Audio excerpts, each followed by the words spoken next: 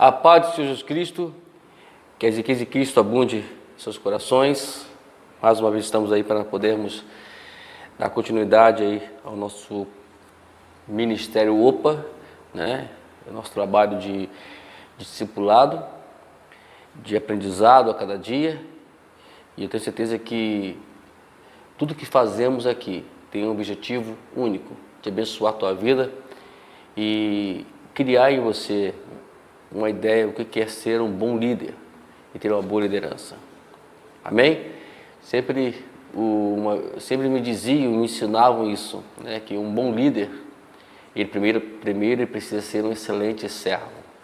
Né? A gente vai agora, daqui um tempo aí, a gente passar aí por um curso chamado Liderança, a Liderança de Jesus. A gente vai aprender muito sobre essa questão de servir, né? E a gente, na verdade, precisa aprender muito ainda o que é liderança ainda. Vamos lá? Hoje vamos falar sobre evangelismo de oração. É o nosso curso e esse curso tem como objetivo dar uma ideia, o que é evangelizar, o que é fazer a obra de Deus de uma forma correta e de uma forma simples, ok? Nós vamos agora hoje falar sobre a unidade 13. Se nós temos aqui, na verdade, 18 unidades, então quer dizer que falta pouquinho aí para a gente terminar, né? 18 unidades, já estamos na unidade 13. Hoje a unidade 13 é paradigmas emergentes e hoje vamos falar sobre a parte 1. Nós temos aí pelo menos umas 2 partes ou 3, se for a memória. Vamos lá? Vamos dar continuidade? Vamos tomar um instante para juntar os 9 paradigmas que já analisamos, a fim de visualizarmos o tremendo potencial que representam para a nossa cidade. Imagine uma igreja na cidade unida e totalmente convencida do que a cidade pode e precisa ser alcançada por Cristo hoje, mobilizando seus membros a fazerem evangelismo através de oração, sem divisões por causa do arrependimento, com identificação pessoal. Imagine cultos acontecendo por toda a cidade, orações sendo feitas em público em todos os lugares, porque os pastores deixaram de se importar apenas com seu aprisco e estão mobilizando os membros de suas igrejas para se concentrarem no grande rebanho de toda a cidade. Consequentemente, o clima espiritual sobre a cidade está sendo transformado em atmosfera de temor de Deus. A verdade refletida por esses 9 paradigmas não precisa mais ser dissentidas. A igreja já está sendo transformada e por essas mudanças em modo de ministrar. Os próximos 4 paradigmas já são eminentes e já estão começando a penetrar na nossa consciência. O sol nunca nasce de uma vez, mas emerge de maneira suave e gradual, e o seu caminho é irreversível. Assim, com esses paradigmas emergentes. Então, o que nós ensinamos já dos paradigmas atrás, que foram os 9, é justamente essa questão de unidade. A igreja se unir, a igreja tomar acesso, os pastores largarem lá os seus gabinetes, os seus apriscos e começarem a mobilizar a cidade juntamente com seus membros, juntando com outros pastores, com outras denominações, para essa finalidade de alcançar a cidade. Existe aquela questão toda que eu sempre ficava triste, sabe? Porque sempre festividades, o que faziam? Eles visitavam igrejas e nós visitávamos igrejas. E é bom fazermos isso porque é uma forma de fazer essa unidade. Os pastores, e eu como pastor, eu ia com a igreja. Fazia questão de ir para a igreja. quando era possível, caso. Tinha dias que tinha saídas e não tinha como ir, mas nós íamos sair com a igreja, né? Às vezes eu procurava nem sentar na tribuna para ficar próximo da igreja, para a gente poder juntos cultuarmos a Deus. Isso é muito bom fazer isso. E tinha pastores que não, nem aparecia, nem dava o ar da graça de aparecer na igreja quando for visitar na igreja. Então isso é muito complicado. Dá uma ideia que a igreja, na verdade, não está unida. Mas não é isso. Mas eu creio que hoje, nessa data de hoje que eu estou gravando essa mensagem, eu tive com um pastor gente boa, né? Ele estava me dando algumas instruções sobre uma festividade que nós estamos querendo fazer na igreja, e ele estava conversando justamente sobre isso, essa unicidade. Ele está me mostrando que ainda existe essa possibilidade da igreja se unir, né? De se unir. Vamos lá então? Vamos falar sobre paradigmas emergenciais, e agora vamos falar sobre paradigma número 10 dentro da nossa idade, paradigmas emergenciais. Paradigma número 10. A intercessão é um dom espiritual, mas também é algo que todos os cristãos precisam fazer. Atente aqui, o que Paulo falou sobre isso lá em Efésios capítulo 6, versículo 18. Orem no Espírito em todas as ocasiões, com toda oração e súplica, tendo isso em mente, estejam atentos e perseverem na oração por todos os santos. Isso é uma orientação de Paulo para que orem por todos os santos. A intercessão, na verdade, ela é muito importante na igreja. E também, a igreja também, e talvez aquele que pensa assim, mas eu não faço parte da intercessão, do grupo de intercessão na igreja. Não, eu não quero que você pense assim. Como nós podemos ver aqui, a oração, ela é para todos. A intercessão, ela é para todos. Você pode muito bem orar, né? Então, sem buscar status, foi eu que orei e as coisas fluíram. Não, as coisas fluíram, mas eu participei dessa oração. É bom a gente sempre fazer essa colocação, que é a mais indicada. Em 2 Timóteo, ou melhor, em 1 Timóteo, capítulo 2, versículo 1 a 8, todo o corpo é instruído a orar por todos e em todos os lugares, né? Sem distinguir ali, o lugar tal, e sem criar aquele momento, a oração só funciona se for assim, naquele lugar, naquela hora, né? Não existe essas questões todas, não existe uma regra para a oração, né? Quando nós formos aí falar sobre o Pai Nosso, a gente vai explicar isso melhor para os irmãos. Aí eu estou prometendo falar sobre isso, mas não tem tempo, amado, não tem tempo. Infelizmente, eu estou sem tempo, mas eu creio que lá, daqui uns dias, eu já vou ter o meu tempo já, ok? Para podermos trazer essas mensagens, nem que seja uma mensagem por mês. Vamos lá. Em 1 Tessalonicenses, capítulo 5, verso 17, a Bíblia nos diz e nos orienta e nos manda orar sem cessar. Em Efésios 6,18, todos os santos são orientados a orarem em todo o tempo. Não é esperar apenas as circunstâncias virem para orar. A oração tem que ser constante. Eu sempre digo que a oração, ela precisa ser um hábito das nossas vidas. Hábito de orar. Como você tem hábito de comer todo dia, então você tem que também criar esse hábito para a oração também todos os dias. Você tem hora para comer todos os dias, então crie um horário para comer. Daniel, ele orava 3 vezes por dia, né? Vamos dizer, manhã, tarde e à noite. Então, vamos também entrar por esse objetivo. Eu falo isso também comigo, também estou precisando muito também organizar a minha vida e colocar ela dentro de um padrão de oração. Intercessão passa a incluir a todos. Crianças intercessórias, ensinar as crianças a interceder, a orar. E isso também. Concentre-se nas brechas e não na aljava. O Salmo 127, na verdade, fala sobre isso, né? Sobre que as crianças são as flechas. Vamos ver? As flechas, né? Então, vamos tentar lançá-las para isso. Salmo 127. Vamos lá? Abra aí a Bíblia de vocês, enquanto eu abro a minha aqui agora. E vamos ler o Salmo 127.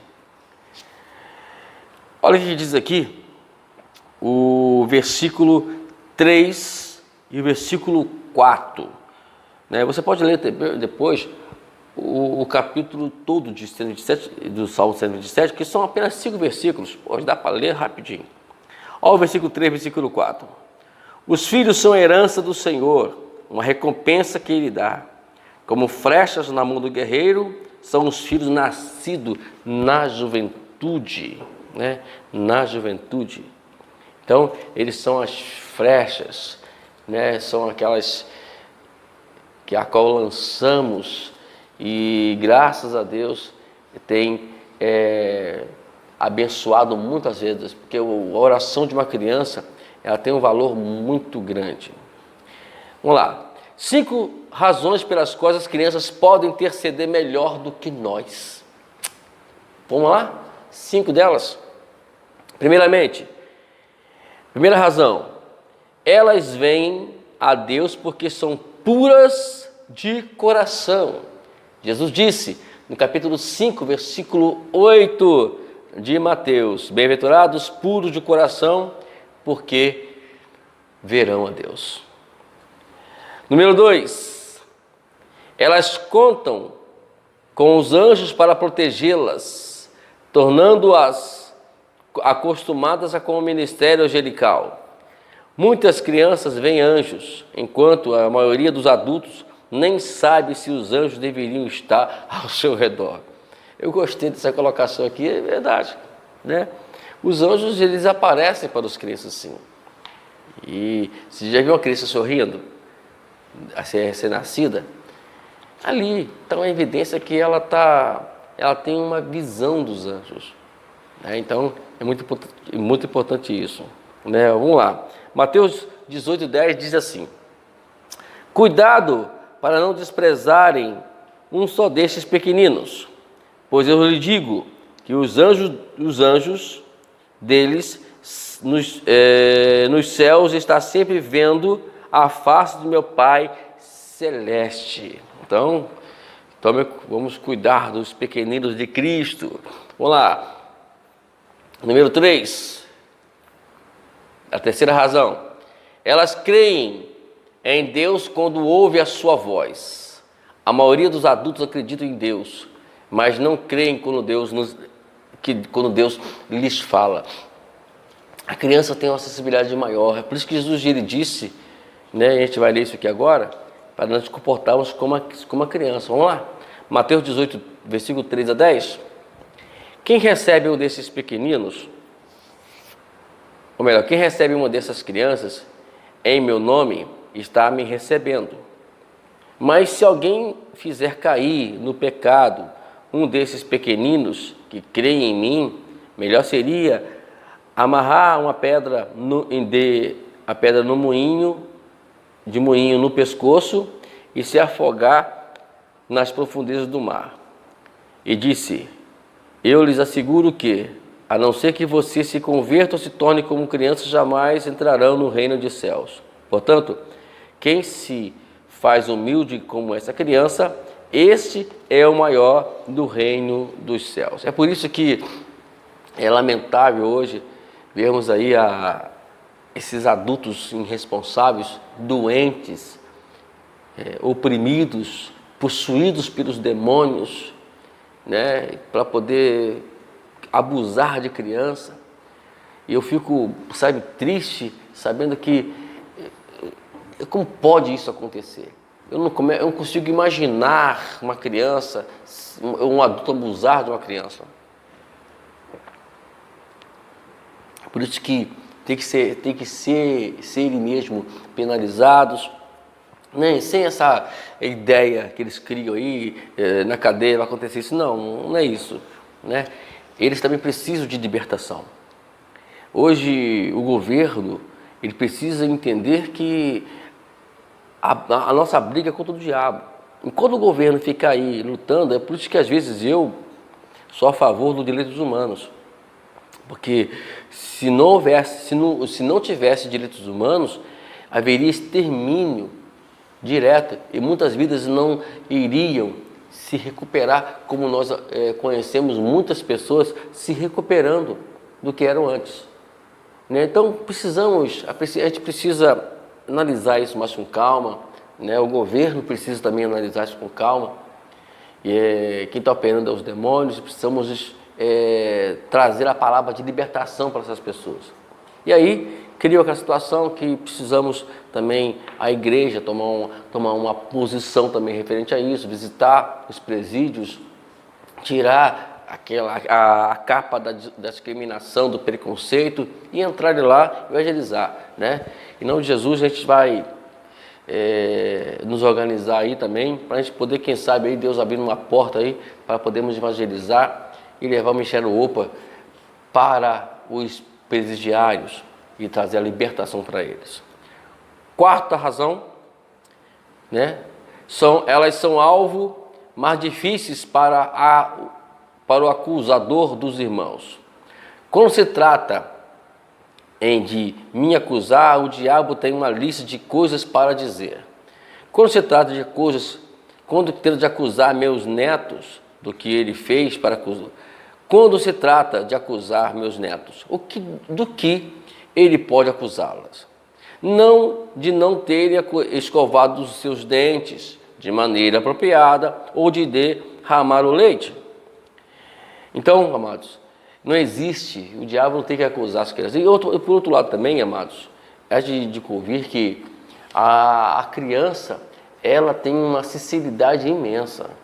Imensa. Enquanto ela ama, não, eu tiro isso para o meu neto, eu tenho um carinho grandiosamente, sabe, por nós, por mim, por minha esposa, e ver ali aquilo de estampado, né? E de vez em quando eu vou lá, eu vou procurar fazer isso sempre agora, eu dou um abraço nele, oro por ele, ele fica quietinho quando eu oro por ele, e profetizo bênção para a vida dele, e Deus tem abençoado muito meu neto. Então, as purezas dessas crianças é como se fossem uma flechas, que a qual são lançadas, né? Então, na mão dos guerreiros. Então, as flechas aqui, elas simbolizam, na verdade, justamente isso que estamos falando aqui sobre as crianças.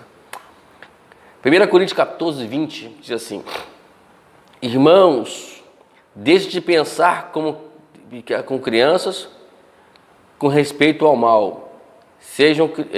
Com respeito ao mal, sejam crianças, mas quanto ao modo de pensar, sejam adultos. Até Paulo aqui está falando sobre a questão.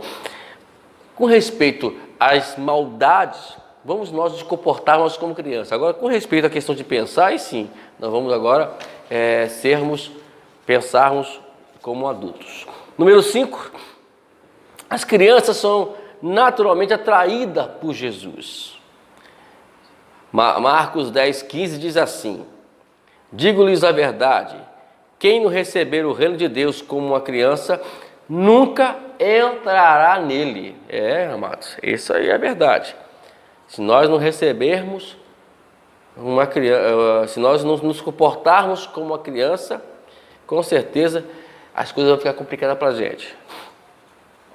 Vamos lá? Qual é a necessidade da reconciliação? Todos nós sabemos que o mundo ele está completamente em inimizade com Deus, conforme nós podemos ver lá em Tiago, capítulo 4. O mundo está em inimizade com Deus. Então, o propósito da igreja aqui, a função da igreja, a incumbência da igreja é o quê? É levar o mundo a se reconciliar com Deus novamente. É nós trazermos de novo a aliança para essas pessoas. Então, é esse o objetivo nosso aqui na igreja. Então, em primeiro lugar, nós vamos fazer o quê? Nosso papel de intercessores. Orar por essas pessoas, intercedê-las de uma forma intensa e fiel a eles. Vamos ler o que Pedro fala na sua primeira carta, no capítulo 4, versículo 7 a 10, diz assim: a fim de todas as coisas está próximo. O fim de todas as coisas está próximo, portanto, sejam criteriosos e sejam alertas e dediquem-se à oração. Sobretudo, amem-se sinceramente uns aos outros, porque o amor perdoa muitíssimos pecados. Sejam mutuamente hospitaleiros, sem reclamação. Cada um exerça o dom que recebeu para servir os outros, administrando fielmente a graça de Deus em suas múltiplas formas. Como nós falamos aqui, a igreja ela tem muitas formas de poder servir a Ele. Então, o texto aqui, na verdade, está dizendo aqui para a gente, dizendo que o fim está chegando. Precisamos, ficar alertas e nos dedicar de uma forma mais intensa à oração. Pedro, ele fala que precisamos amar, e outro ponto aqui, precisamos amar os nossos irmãos. Ele fala para nós sermos hospitaleiros, isto é, trazer as pessoas para o nosso convívio, mas isso sem reclamar. Isso dá trabalho, e é por isso que as pessoas não querem fazer. E a outra, exercer o dom que a qual Deus nos concedeu para servir os outros. Dom aqui, Pedro está dizendo, dom aqui é para servir. Deus não dá dom, Deus não fornece dom para nós para podermos brincar com Ele. Vou brincar de dons. Não tem nada de brincadeira de dom, não. Dom é para exercer, para ser exercido, para servir os outros. Jesus disse, eu não vim para ser servido, eu vim para servir. Todos nós precisamos fazer isso aí. Então, aqui nós podemos observar, nesse parágrafo 10, a importância da intercessão, a importância que todos precisam se envolver com a intercessão. Vamos lá? Paradigmas número 11. O martírio é uma possibilidade para todos os santos. O que fez a igreja crescer foi o martírio. O que poderíamos dizer de martírio hoje? Então, pastor, eu tenho que morrer então, em favor do nome de Cristo. Bom, queridos, se fosse necessário, amém. Mas eu creio que o que está precisando hoje é a gente morrer para o mundo. O que está acontecendo hoje é que as pessoas não querem morrer para o mundo. Tem uma canção que eu ouvi muitos anos atrás, não tem nem muitos anos não, mas não lembro, vamos colocar muitos anos atrás, porque eu não lembro agora o tempo exatamente, mas não tem mais, tem mais de um ano. E aí, na ministração, o cantor, ele ministrava sobre isso, até ele citava ali o capítulo 4 de 2 Coríntios, que é o capítulo da morte. Meu Deus, rapaz. Vamos lá, dá uma lidinha no capítulo 4 de 2 Coríntios só. É chamado capítulo da morte. Então, cria-se tantas campanhas, a campanha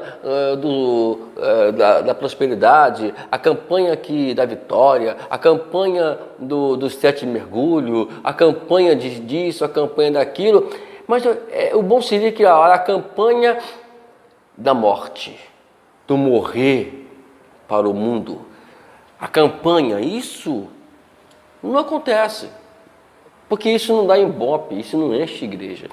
E parece que as pessoas elas não querem trazer uma mensagem de responsabilidade, elas querem trazer uma mensagem de encher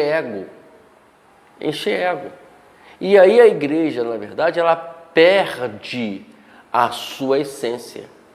Eu preguei isso nos meus vídeos aí, você vai comparar aí na lista aí dos vídeos que eu postei aí, tá se o título da mensagem, a identidade da igreja. Dá uma olhadinha só nesse vídeo. Eu estou até para ministrar lá novamente, mas dá uma olhadinha lá. Então, a igreja perdeu a identidade. Não existe mais sacrifício, porque o martírio aqui é o sacrifício, ninguém mais faz sacrifício para nada. só querem esperar que as pessoas entrem na igreja, não querem fazer sacrifício de orar, de interceder, de chorar pelas pessoas, não querem fazer o sacrifício de fazer uma campanha de oração na casa das pessoas. Tudo isso, infelizmente, tem trazido para a igreja uma dificuldade muito grande, amados. E o mundo consequentemente, está o mundo aí, sofrendo, vivendo num momento difícil o mundo. Então, amados, é necessário que nós viemos tomar uma providência e uma atitude nas nossas vidas. Se nós queremos ver o mundo, isso, precisamos lutar. E esse sacrifício precisa ser feito. Né? Talvez aí nós pensamos a questão de morrer, alguém matar a gente. Não, hoje estamos num século que isso hoje não vai somar nada para ninguém. Por mais que exista aí países, né, comunistas, países fechados, que estão dentro mesmo da janela 1040, que infelizmente estão morrendo aí cristãos, na verdade, em favor do Evangelho. Né? Estão sendo martirizados por lá, mas o Brasil não é isso. Né? Se você for para esse país, tudo bem, mas no Brasil não existe essa questão de martírio. Alguém morrer por isso. Não sei se esse vídeo, quanto tempo esse vídeo vai chegar, e talvez no dia que hoje você está vendo esse vídeo, já passa assim uns anos, vamos dizer assim, e você dizer assim, mas pastor, hoje estamos vivendo um momento difícil, pode ser que isso possa acontecer no nosso país, mas isso não está acontecendo. Então, o martírio que podemos chamar hoje para o nosso país, hoje dentro do Brasil, por exemplo, né, dentro de países como Estados Unidos e outros demais países, é um martírio espiritual, você morrer para o mundo. O que está acontecendo hoje, as pessoas não, repito, vou repetir aqui de novo, as pessoas não querem morrer, elas querem ter uma vida comum com o mundo.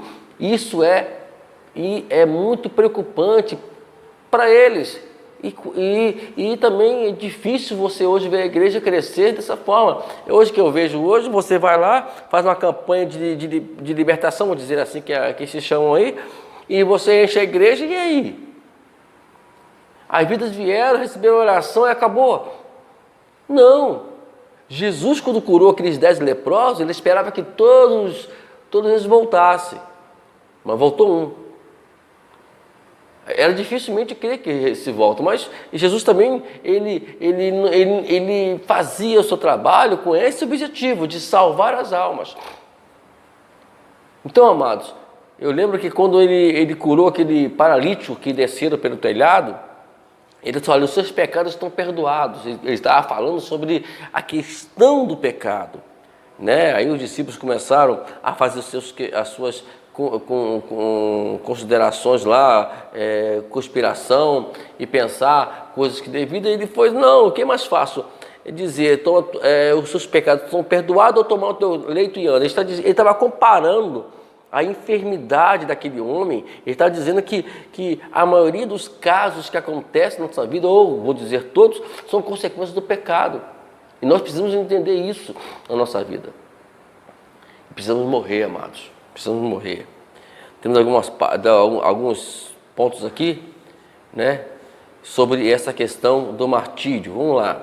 Por exemplo, em Apocalipse, já na tribulação, diz assim, olha, eles venceram pelo sangue do Cordeiro e pela palavra do testemunho que deram diante da morte.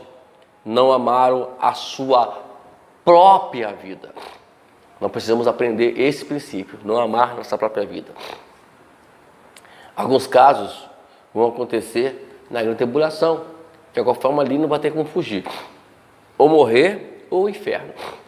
Está entendendo? Então vamos fazer isso agora. Não vamos deixar para que fiquemos aqui no arrebatamento da igreja, não irmos lá para o arrebatamento da igreja e ficarmos aqui para poder padecer na mão de Cristo. Porque não vai ter outro remédio. Mas enquanto estivermos aqui, vamos morrer para o mundo. Vamos criar um martírio espiritual para a nossa vida. Morrer para o mundo. Não vamos olhar mais o mundo como normal. Vamos olhar como uma coisa normal né? Sejam as suas músicas, sejam as suas modas e sejam as suas ideologias do modo geral. É por isso que Paulo disse lá em Romanos 2:12, não se amolde a este mundo, a este século, mas transformai-vos o vosso entendimento, isto é, mudar a forma de pensar. Uma vez que a nossa luta é contra o diabo e suas hortes de maldade, é de extrema importância que saibamos como derrotá-lo. Apocalipse 12:11, nos dá a fórmula que consiste em 3 partes: o sangue do Cordeiro, a palavra de nosso testemunho e nossa disposição de morrer por aquilo que cremos. Se alguém chegar para você e dizer, se Deus chegasse para você hoje e dissesse assim, olha que ele pode estar dizendo isso, hein? Meu filho, larga tudo que você tem e venha para o meu reino. Você faria o quê? Em alguns casos, iríamos fazer como aquele jovem rico, que abaixou sua cabeça e foi-se embora. Mas nós precisamos fazer reflexões sobre isso. Que Deus está mandando a gente fazer algumas renúncias, abnegar de algumas coisas e assim por diante. Não temos problema de nos valer do sangue de Jesus, uma vez que Ele derramou uma vez por todas na cruz.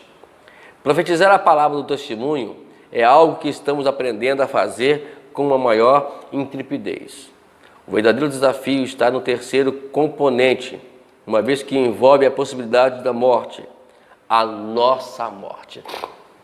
Então, o sangue de Jesus já foi derramado, a palavra do testemunho está sendo pregada, profetizamos esta palavra, mas a questão hoje é morrer, matar as ideologias do mundo, matar a nossa vontade, matar o nosso querer, tudo aquilo que alimenta a nossa carne. Eu e minha esposa estamos procurando viver isso hoje, de uma forma mais intensa, mais profunda. Estamos buscando a Deus, né, para a gente poder vivenciar esta glória de Deus nas nossas vidas. A morte é contemplada como o resultado de uma batalha. As expectativas se tornam menos atraentes, uma vez que, além do horrível conceito de que já associamos à morte, ajuda a acrescentar a perspectiva da dor e sofrimento. Então, o que nós precisamos hoje é viver com Cristo. Diz Paulo lá em Gálatas 2:20, isso você já acha que você lê e já ouviu esse versículo. Se você não leu, você já ouviu esse versículo várias vezes. Estou crucificado com Cristo, não vivo mais eu, mas Cristo vive em mim. Se vive que eu vivo na carne, eu vivo pela fé do Filho de Deus que me amou e se entregou por mim. Então é isso. Amar Deus sobre todas as coisas. Quem é a prioridade da sua vida? Quando você faz isso, quando acontece isso, você vai abrir um leque para que você seja uma pessoa atraente para as pessoas. Porque o que atrai as pessoas é o Espírito Santo. E quando você começa a fazer algumas renúncias e matar coisas, situações na sua vida, isso vai fazer com que o Espírito Santo esteja mais aceso, mais vivo no seu olhar, no seu falar, no seu rosto, no seu dia a dia. Amém? Vamos lá. Uma possibilidade para todos.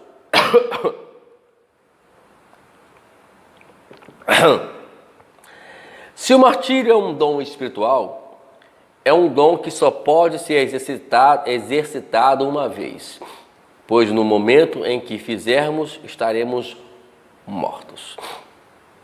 Entretanto, nossas atitudes com relação ao martírio estão começando a mudar. A morte destemida de vários adolescentes cristãos em recentes tiroteios tem feito com que a mensagem de Apocalipse 2:11 venha à tona de uma mensagem de uma maneira difícil de ignorar. Eles venceram por causa do sangue de Cristo. Bom, a questão hoje de muitas mortes acontecendo, ela faz com que a gente possa entender que algumas pessoas estão morrendo e muitas delas não estão alcançando os seus objetivos. E toda morte, ela precisa nos dar testemunho. Toda morte precisa nos levar a uma reflexão do por que estamos vivendo, para que estamos vivendo, qual o propósito nisso tudo, né? Então, a Bíblia deixa bem claro que Paulo disse que o nosso último inimigo seria a morte. Então, se você hoje morrer, se você se martirizar, e vai acontecer que você já venceu a morte. Aí, a morte física, ela não vai ser mais um temor, um medo, como muitos têm. Porque ela vai ser uma coisa natural. Ela não vai ser mais um artifício de temor para as pessoas. Ela vai ser um artifício de graça. O que é a morte para Deus? É quando toda possibilidade de Satanás entrar na mente da pessoa, ela está completamente fora. Nunca mais Satanás vai mais manipular a mente daquela pessoa que morreu. Então ela está salva justamente por conta disso. E outras coisas mais que eu não posso agora trazer para vocês aqui, porque é assuntos muito profundos e infelizmente nós não temos tempo para isso. Entendeu? O medo da morte é um dos medos mais paralisantes. Pior ainda, é um medo que nos escraviza. Para dar-lhes uma ideia quanto somos afetados com esse medo, considere o seguinte: qual é a pergunta mais comum acerca da grande tribulação do anticristo? Qual é a pergunta? Os cristãos passarão pela tribulação? Teremos que enfrentar o anticristo? Então, são coisas que a gente estamos perguntando, questionando sempre, que precisamos buscar a resposta disso. É por isso que nós estamos aqui no nosso trabalho e vamos tentar responder, na medida do possível, todas essas perguntas que a qual estamos fazendo aqui para vocês. Né? Estamos aí começando agora, né? Estamos aí galgando aí as questões espirituais com Deus e com certeza vamos chegar aqui na escatologia também, em nome de Jesus. Né? Vamos lá? A morte do cristão, ela é bela.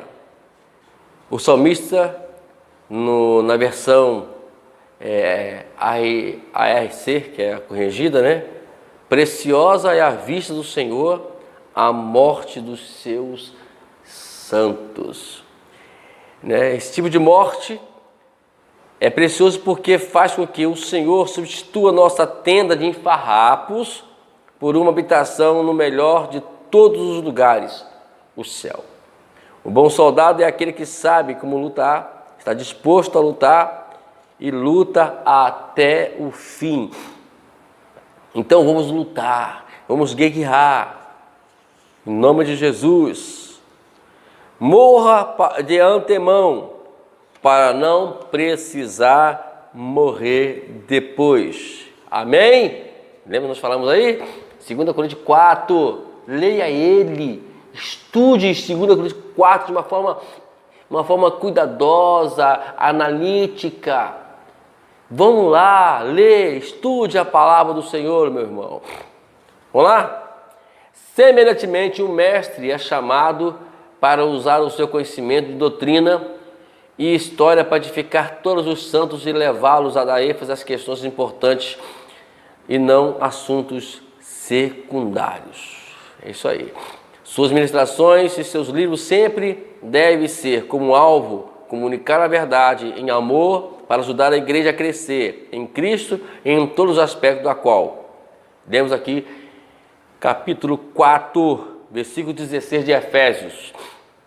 De que todo o corpo bem ajustado, consolidado, pelo auxílio de todas as juntas, segundo justa cooperação de cada parte, efetua o seu próprio aumento para a edificação de si mesmo em amor.